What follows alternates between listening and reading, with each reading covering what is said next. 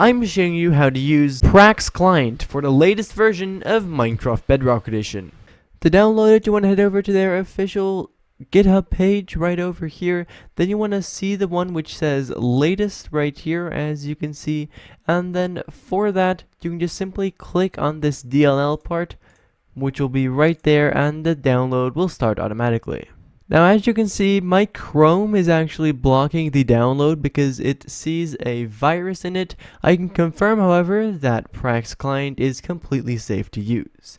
If this is also happening for you, then I will link a bypass video down in the description below.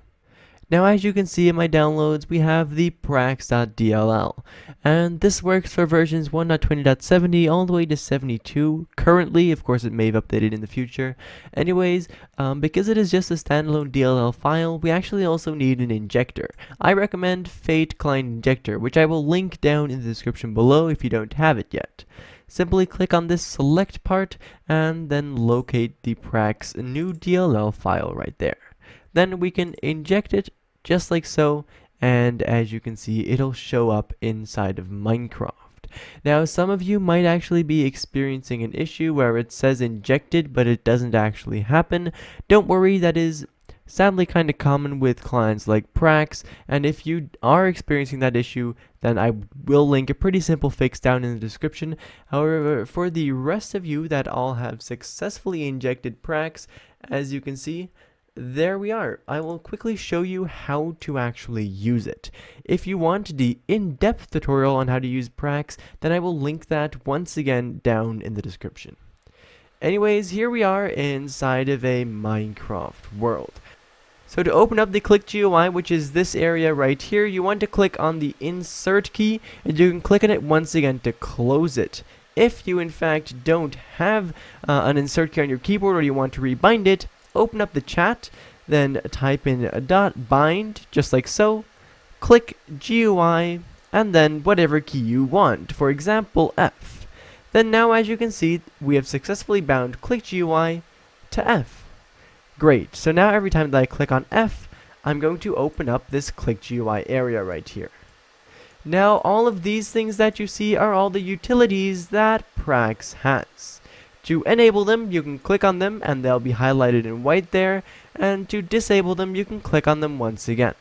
The ones with a plus have extra customization options, meaning that if you right click on those, you'll get a miniature or a large drop down menu displaying everything that you can customize.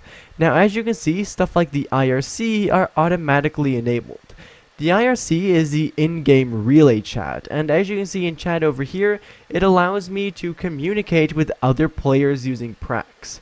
Some people might be, weirded out by the messages or be confused as to what it is. Well, that's what it is, and if you're not going to use it, I recommend you just disable it, like so. Now you'll also notice stuff like watermarks on your screen, and in the top right, an array list.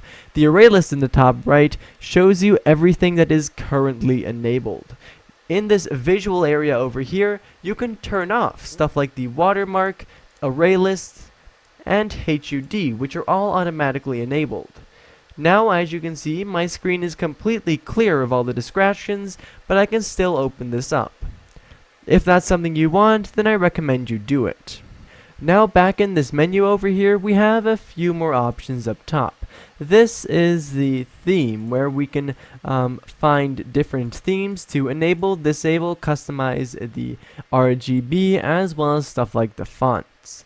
Here, we'll find the Friends tab, where you can add custom PRAX exclusive friends. For example, if I have other friends that use PRAX as well.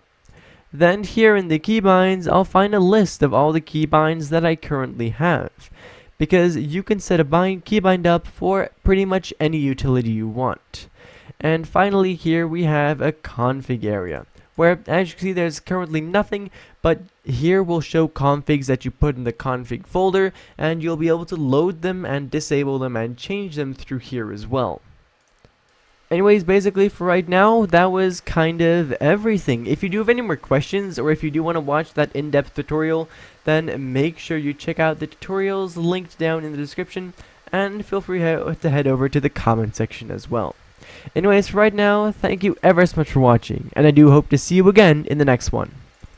Bye bye.